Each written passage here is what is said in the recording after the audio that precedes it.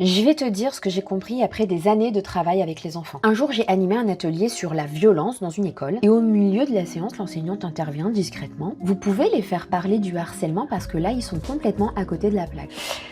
Là, j'ai senti le malentendu. Cette prof voulait pas que les enfants réfléchissent. Elle voulait qu'ils répondent correctement. Comme si penser, c'était répondre à un QCM. Le problème est double. On est sûrement passé à côté des violences que les enfants voulaient évoquer, comme l'humiliation verbale, au profit du harcèlement, qui n'était pas un sujet qu'ils souhaitaient aborder une énième fois, et qui est un sujet à part entière. Donc en 20 minutes... En plus, je suis persuadée que la jeune fille qui a dévié sur le harcèlement scolaire a entendu la prof le dire, et du coup, pour se faire bien voir, bam, elle s'est engouffrée dans le truc. Ouais. C'est pas qu'ils savent pas réfléchir. C'est nous qui n'écoutons pas ce qu'ils essayent de dire et on ne leur donne aucun moyen de le faire. Donc je m'adresse à vous en fait. Vous allez demander aux enfants de réfléchir, mais vous leur apprenez pas comment réfléchir. Réfléchir, c'est pas réciter. Tout comme cuisiner, c'est pas jeter tous les ingrédients dans la marmite. Réfléchir, c'est chercher, c'est douter, c'est tester, c'est rater, c'est recommencer, c'est confronter son idée à celle des autres. Puis c'est cheminer. Moi, c'est plutôt ce que je propose aux enfants dans les ateliers philo. Je crée un espace où les enfants peuvent dire ce qu'ils pensent sans attendre des réponses précises. Je veux qu'ils apprennent à penser par eux-mêmes. Forcément, parfois ça bouscule parce qu'ils nous emmènent dans des endroits qu'on n'avait pas